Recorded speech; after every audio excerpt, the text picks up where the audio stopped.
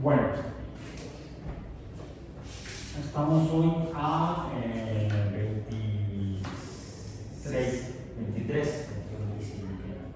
23. Estamos a 23 de junio de 2026 en exoplanetas.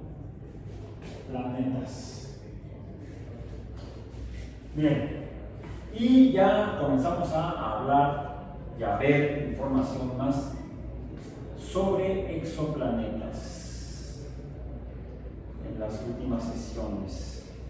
Ya pasamos de revisar cómo es el sistema solar, los planetas del sistema solar, porque sería nuestro marco de referencia para poder empezar a pensar en planetas orbitando algunas otras estrellas, al menos en la galaxia de la Vía Láctea. Hemos revisado entonces los diferentes tipos de exoplanetas que incluso ya se han identificado, confirmado. Hemos revisado los métodos de detección y la información que se puede obtener a partir de esos métodos de detección. Ya entonces no solamente se convierten en métodos para la detección de exoplanetas, sino para la caracterización de los exoplanetas identificados, detectados e identificados. Así hemos hablado, lo que fue la sesión pasada, de cómo conocer de qué están hechos a través de la espectroscopía. La espectroscopía en la cual aprovechamos también la presencia misma de la estrella, dado que al realizar la espectroscopía de la estrella podemos caracterizar su composición química, y al obtener el espectro, ya sea de la luz que refleja el exoplaneta o que podemos obtener a través de la espectroscopía de absorción cuando pasa la luz de la estrella a través de el límite, la frontera del planeta, pues podemos primero detectar si presenta atmósfera o no. Y si presenta atmósfera, pues podemos obtener el espectro de absorción de los gases. La atmósfera es una cubierta gaseosa sobre la superficie de un cuerpo astronómico. Pues podemos entonces, por espectroscopía de absorción, identificar la composición química de tales atmósferas. Bueno, vamos a enfocarnos ahora precisamente en cómo podemos profundizar el conocimiento de las atmósferas, o incluso hasta la composición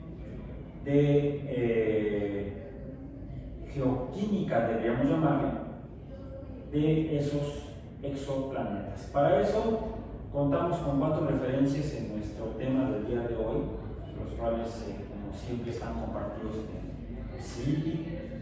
No sé si ya los revisaron, si ya los vieron. Sí, si ya los vieron, pues el primer artículo es un artículo publicado en septiembre 10 de 2018 por el equipo editorial de Ciencia de la NASA, en el sitio que se llama Explora, y se titula el artículo "Otros cielos, otros soles, en búsqueda o la investigación de las atmósferas exoplanetarias". Y aquí lo que podemos ver es precisamente, podemos encontrar la información correspondiente a la forma en la cual se puede obtener de los exoplanetas mediante la espectroscopía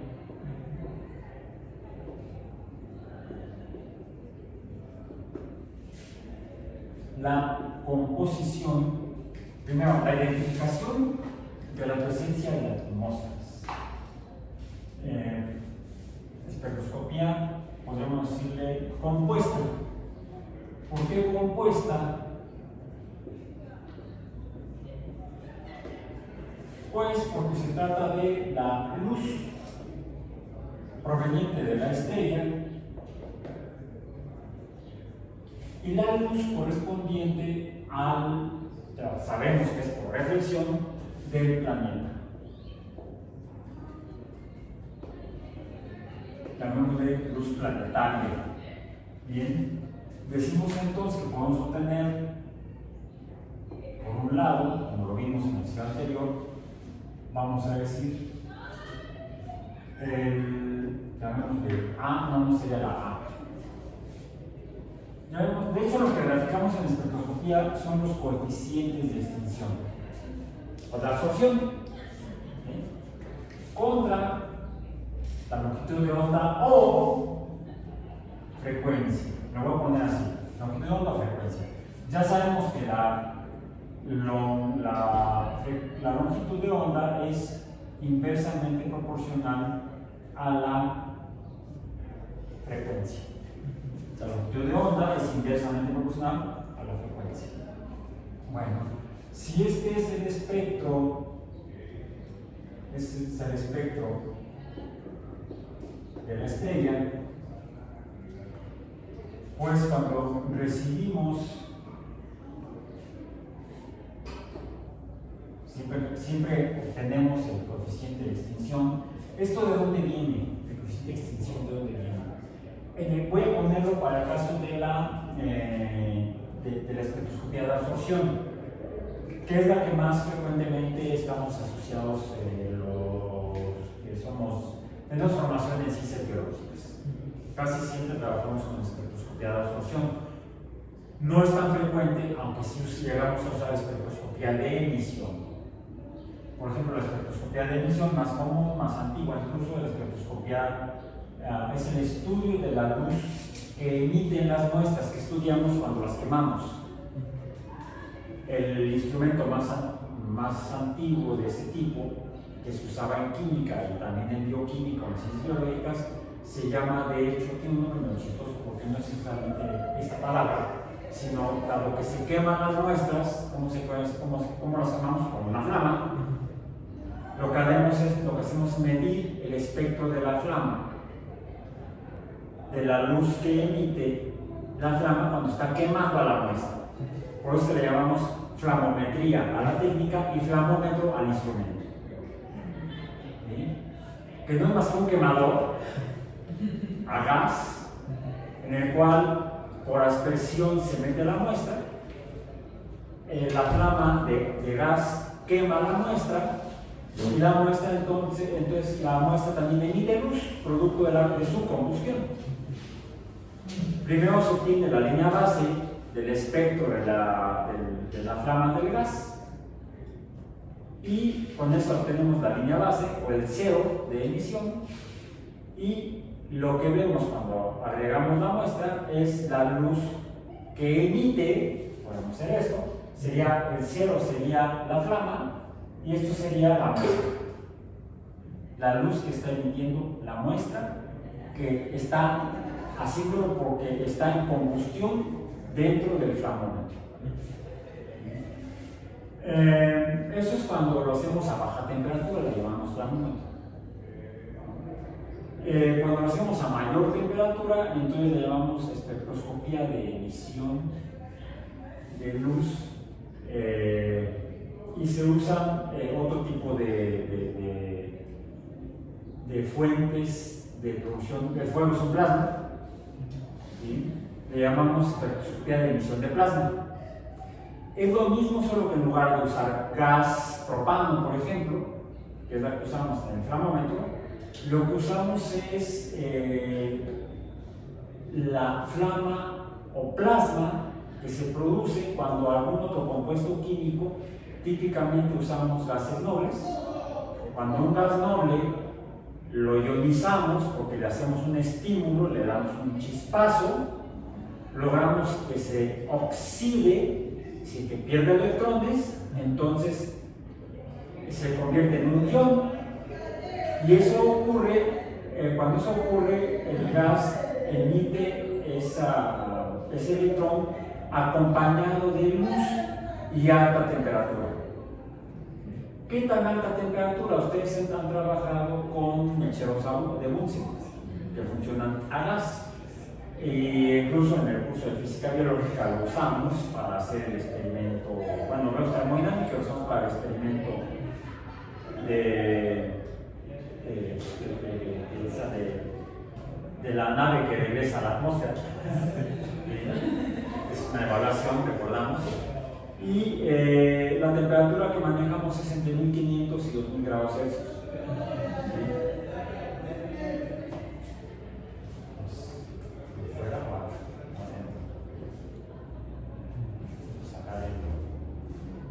Permítame un momento.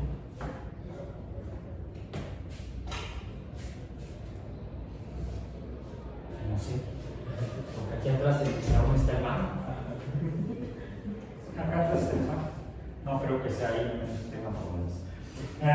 Entonces, cuando obtenemos el plasma de un gas noble como el argón, la energía que emite el argón cuando se ioniza, argón gas, cuando se ioniza, va desde visible hasta un poco más hacia energías mayores, y la temperatura puede alcanzar más de 10.000 grados Celsius.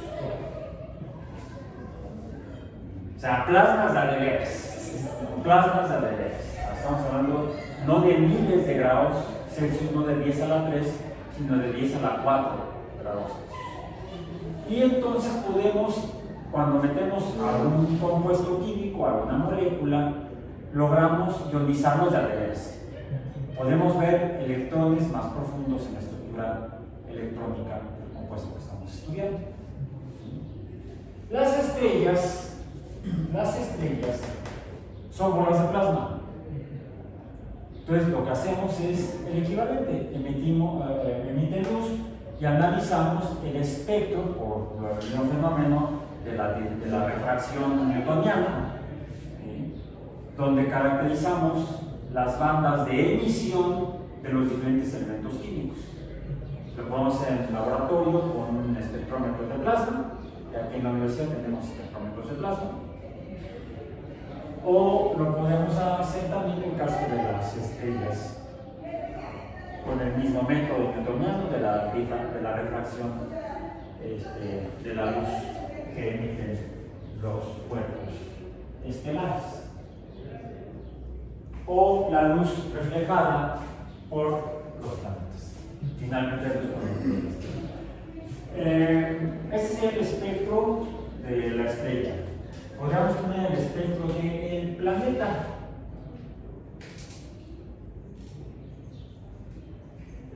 Pero ¿cómo lo obtenemos en el planeta? Pues el ejemplo que tuvimos es que lo que obtenemos aquí, que puede ser mayor, es el planeta más la estrella.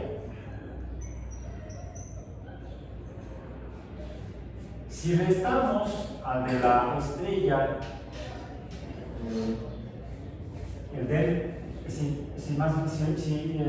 restamos a este espectro completo, le restamos el de la estrella, midiendo o obteniendo el espectro cuando el planeta no está presente, pues lo que vamos a encontrar aquí abajo es, este sería el espectro de la estrella. No, revés.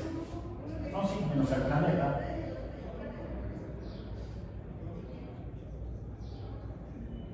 Y entonces nos deja el espectro exclusivamente del planeta.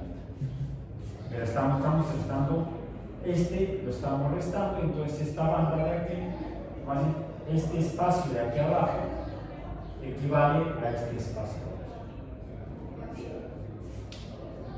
Ahora, como vimos en las imágenes de los videos que son la sesión pasada, pues cuando tenemos a la estrella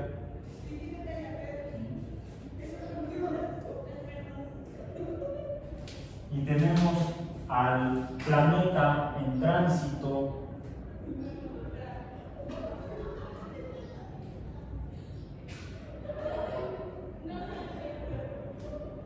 través del disco estelar, pues podríamos llegar a ver precisamente este espectro. ¿Cuál es este espectro? El espectro que obtenemos a partir de la luz que pasa y es filtrada por los gases de la atmósfera. Entonces, encontrar esta diferencia nos hace evidencia de la presencia de atmósfera. Si ponemos el espectrógrafo, que no es más que, recordemos, el prisma de Newton, pues tenemos la fuente de luz estelar y, bueno, que al ser filtrada, aquí estaría el planeta, la atmósfera del planeta. Lo que estamos obteniendo al pasar aquí es el espectro, que sería el espectro de la atmósfera.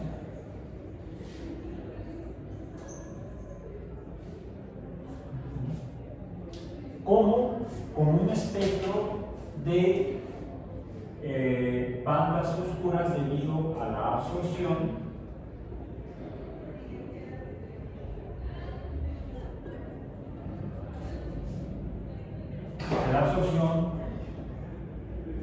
por los gases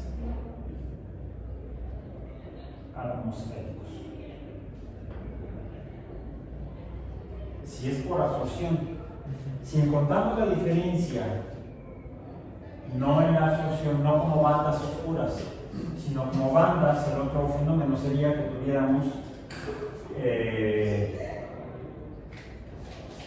tuviéramos a la estrella y tenemos el planeta, vamos a decir, no en tránsito, sino fuera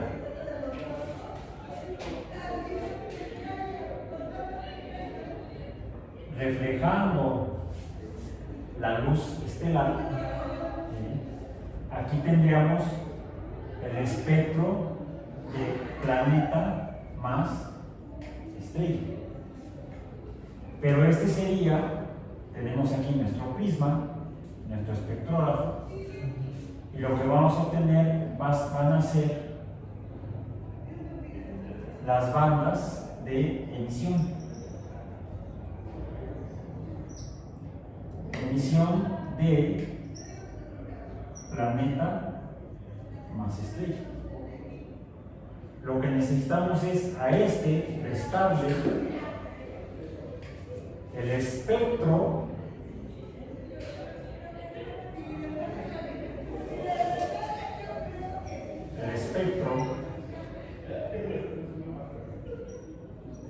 estelar. Entonces, a este le restamos este y entonces aquí obtenemos el espectro de, vamos a ponerle entre comillas, emisión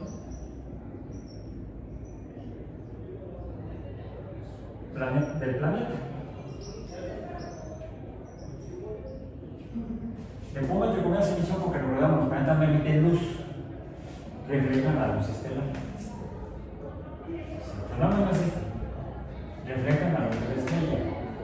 Si obtenemos el espectro de la estrella solar sin el planeta, a este espectro le restamos entonces el espectro estelar y obtenemos entonces solamente el espectro del planeta solar. Y eso nos permite caracterizar su composición elemental, atómica.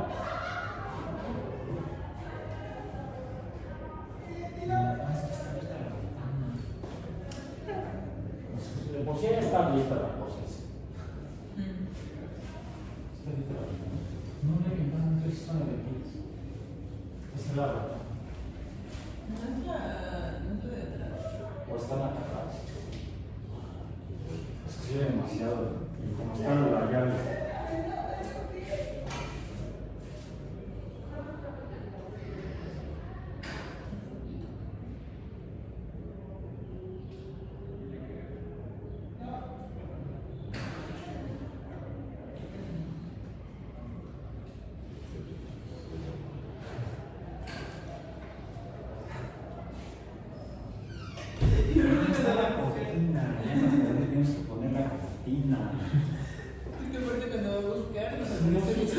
no son tantos, son un llano de monitos.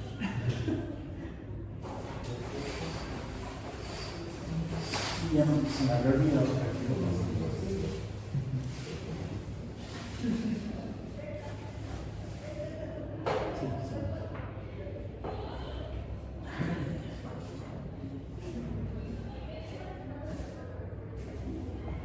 En fin, bueno, entonces,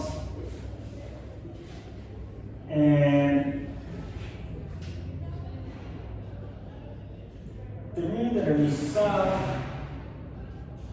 el primer artículo, ¿bien? Es este. El segundo es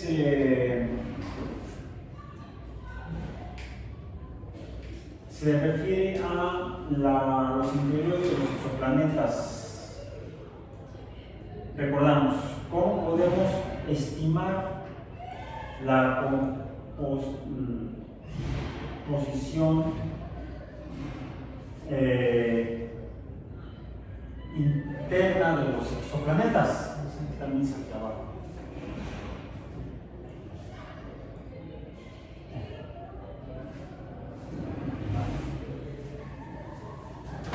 Puede ser. Vamos a ver.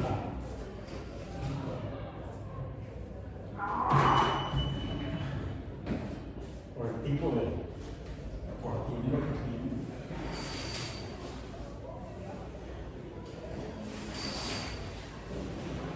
Es un mejor.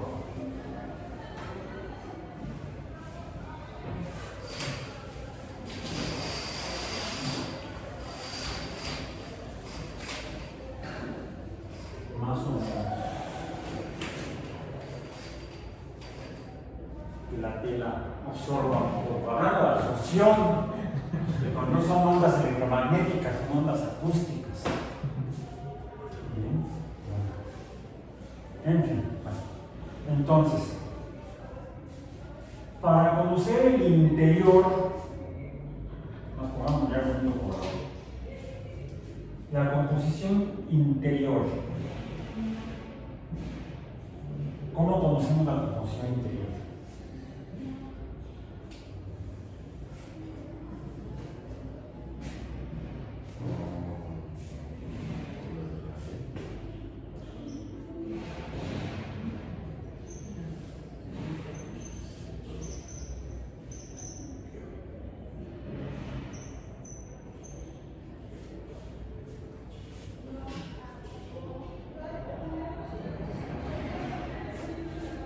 ¿Qué nos dice esto?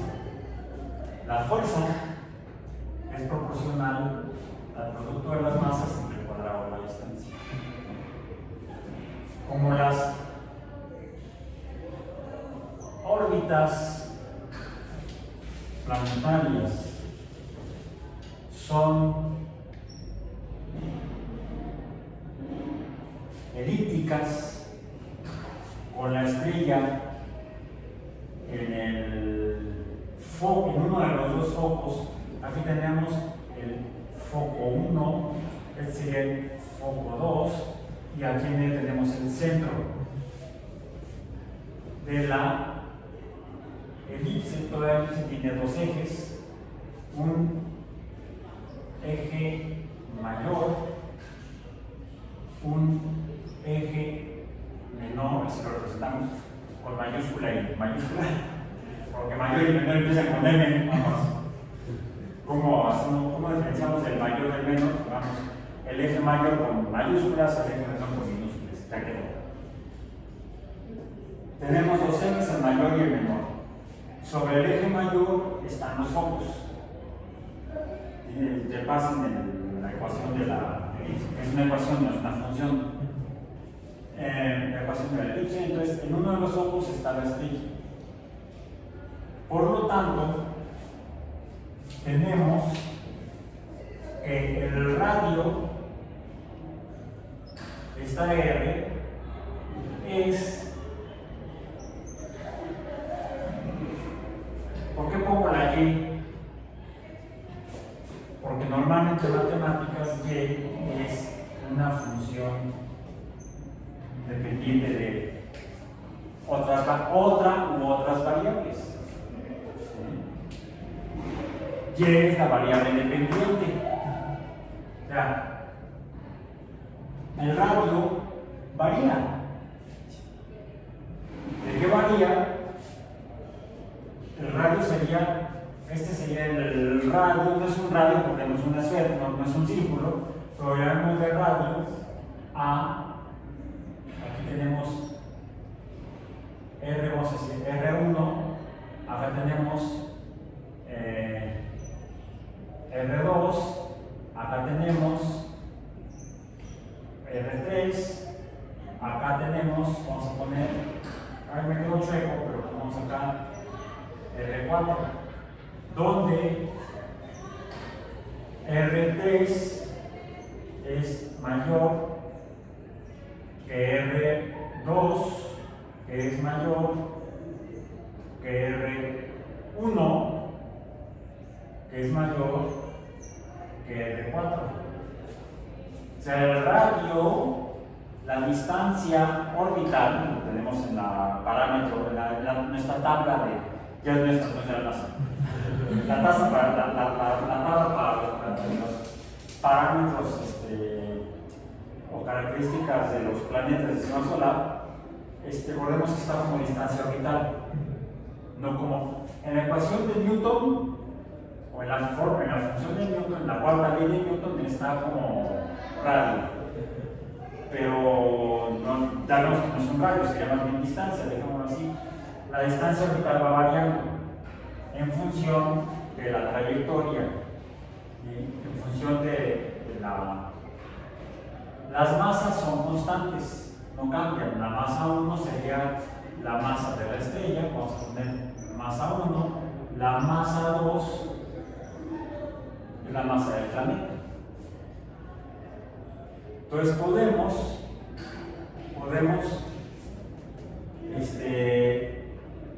conocer que la fuerza va cambiando en función de la distancia, pero podemos enfocarnos en M2.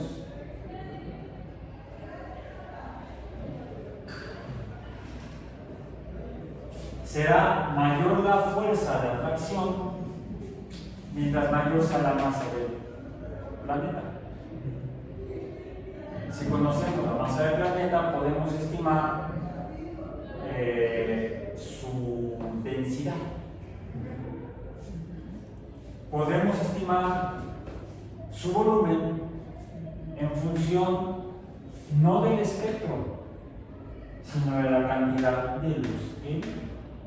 Mientras más masivo, será un espejo más grandote. Mientras más pequeño, sea un espejo más pequeño. Pero hay un pequeño problema. ¿Y el albedo? Tenemos el espectro. El espectro, este espectro nos da información de la composición química. La composición química, si conocemos la composición química y conocemos los elementos químicos, podemos suponer podemos conocer el albedo de una mezcla de esos compuestos. Si conocemos el albedo, si conocemos el espectro, conocemos el albedo, podemos entonces estimar ese albedo a qué tipo de composición se debe. La composición del albedo junto con la masa nos puede dar información más precisa del volumen de ese cuerpo, de qué tamaño será el espejo de esa composición, de esta composición, y entonces la cantidad de luz que emite. Entonces tomamos del espectro de emisión, del espectro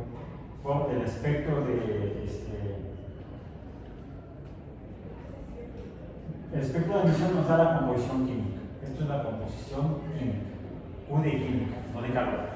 Por eso la última vez que le puse la Q fue en minúsculo. Bien. Entonces, de aquí, mediante el albedo y la composición química, podemos estimar el volumen, y del volumen podemos estimar el área, además el área es con mayúscula, área que está reflejando, que nos está dando esa emisión planetaria.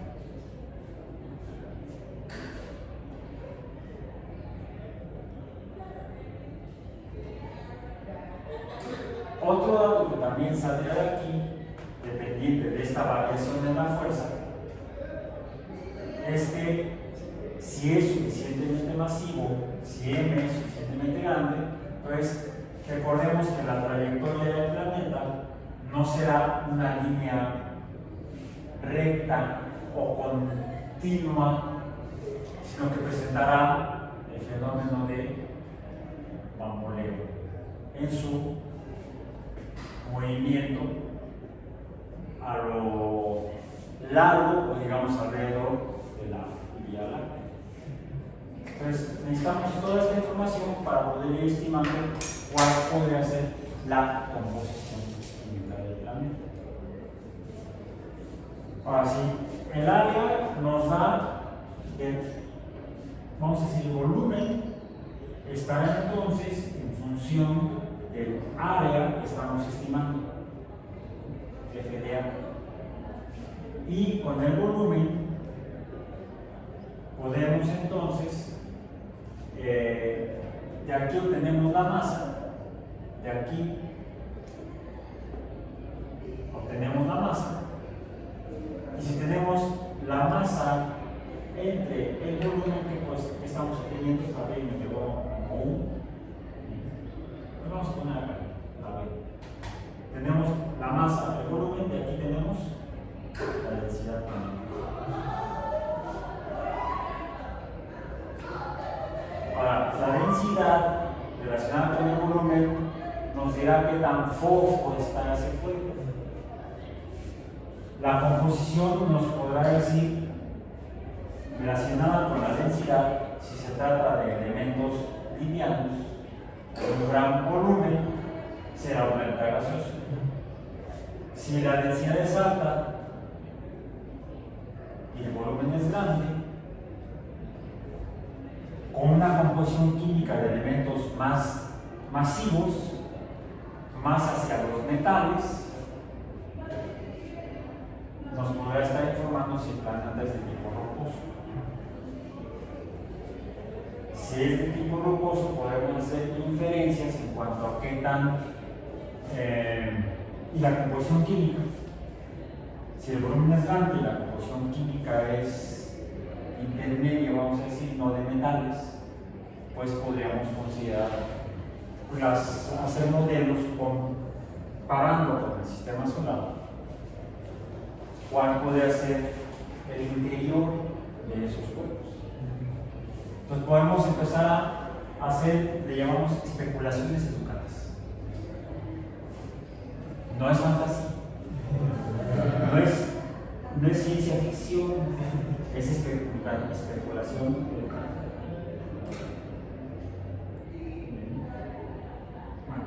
Ahora, enfocándonos en las atmósferas, algo que podemos hacer es, si tratamos de atmósferas,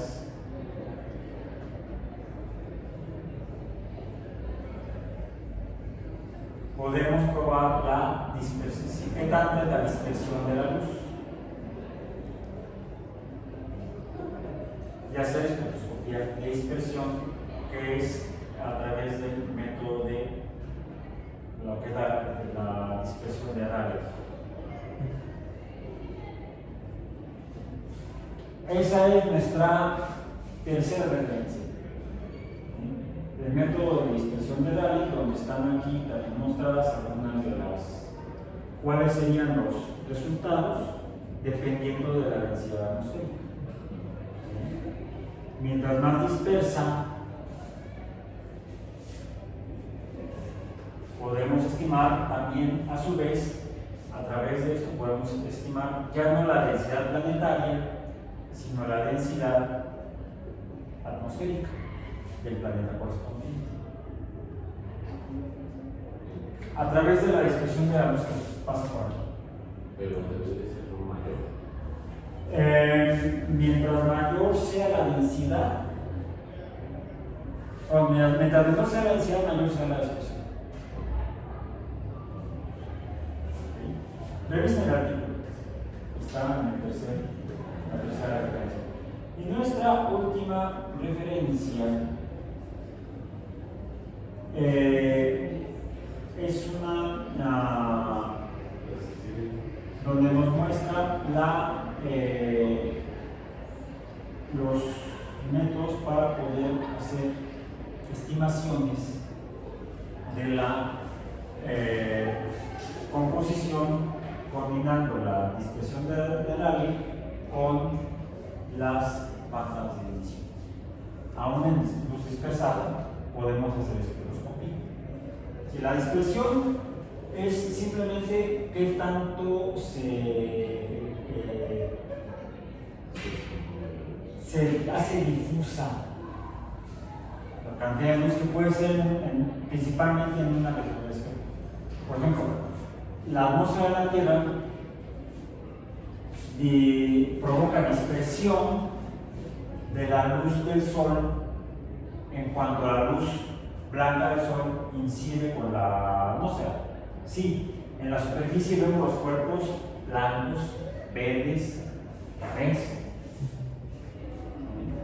porque está pasando la luz blanca y está siendo reflejada por los objetos y van a reflejar la luz correspondiente a la composición química de cada objeto sobre la superficie, en este caso de la Tierra.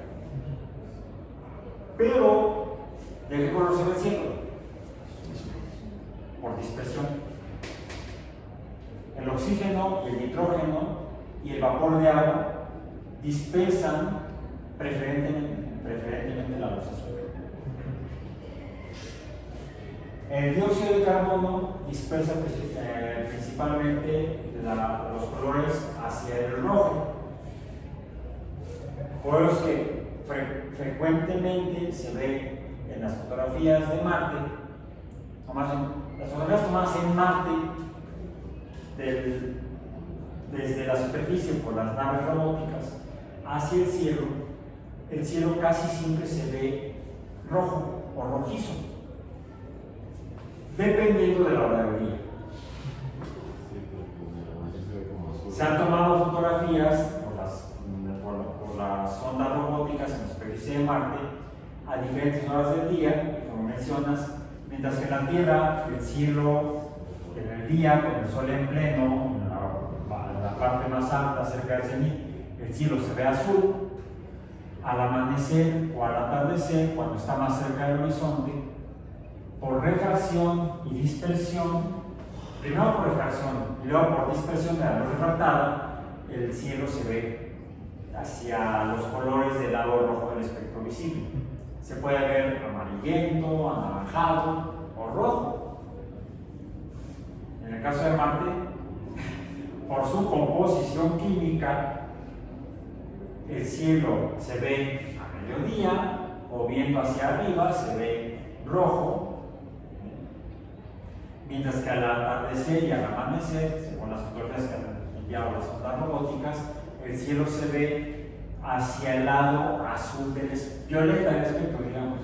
No se ve violeta, pues se ve azuloso y hasta un poco verdoso. Entonces revisen las imágenes que se pueden encontrar en los que hemos visto en los diferentes sitios que hemos revisado principalmente de la NASA. ¿Por qué? Porque es la única agencia espacial nacional de algún país que ha logrado posar sobre la superficie de Marte sondas robóticas operantes. ¿Sí? Mars 3 aterrizó, pero funcionó 20 segundos, mandó ruido electrónico, más no envió datos. Las sondas robóticas de la Administración Nacional de Aeronáutica del Espacio, para bien o para mal, ha logrado desde 1976, se cumplen ya 50 años en agosto se cumplen 50 años del aterrizaje y envío de las primeras imágenes desde Marte por las dos misiones Viking de la NASA. Que fue donde vimos que el cielo de Marte se ve al mediodía rojizo. Ya imágenes de las ondas más recientes han podido operar en diferentes horas del día, en diferentes condiciones atmosféricas, y han mostrado que también, como en la Tierra, a lo largo del día y dependiendo de las condiciones atmosféricas, meteorológicas, porque hay clima en la Tierra, porque hay atmósfera, la dispersión de la luz varía a lo largo del día. Bueno, lo mismo podríamos observar, como se observa en Marte, que dependiendo del ángulo de incidencia de la luz sobre los gases de la atmósfera, pues se pueden ver diferentes colores, los cuales finalmente son evidencia de la composición química de la atmósfera, en este caso del planeta Marte. Dependiendo de dónde se encuentre en el tránsito el planeta, será también la forma en la que está incidiendo la luz de la estrella en las posiciones, en ángulos distintos de la atmósfera del planeta, del exoplaneta correspondiente, y muy probablemente tengamos combinación de dispersión, y si tenemos espectrógrafos podríamos hacer la espectrografía de la luz dispersada por los gases de la atmósfera. Entonces hay formas en las que podemos empezar a obtener, siempre que tengamos acceso a los instrumentos, es el detalle, y si a través de proyectos que establecen convenios de colaboración se pueden obtener datos, o se pueden hacer colaboraciones con otros grupos de investigación de otras instituciones que tengan acceso a esos instrumentos para poder hacer investigación atmosférica y planetaria con los objetos. Y es lo que hacen los grupos de investigación, las personas que hacen en México investigación astrobiológica, usan instrumentos, ya sea de telescopios espaciales, que actualmente básicamente es la Organización Nacional de Aeronáutica del Espacio, la que tiene la propiedad de esos telescopios espaciales, o de grandes telescopios en tierra, por ejemplo, algunos de los cuales son administrados por la Agencia Espacial Europea, que es un consorcio de agencias espaciales nacionales de los países de la Comunidad Europea, incluidos países que no están en la Comunidad Europea, como el Reino Unido. El Reino Unido se salió, todavía salirse de la Comunidad Europea, pero forma parte de la Agencia Espacial, o colabora con la Agencia Espacial Europea. Bueno, entonces es con este tipo de infraestructura científica con la que se pueden hacer este tipo de observaciones. Por eso es importante la comunicación con la comunidad científica internacional. Después de esta revisión superficial, casi, o por dispersión de las referencias para el día de hoy, estaremos formalmente abordando los temas correspondientes a nuestra sesión de este 23 de junio del 26.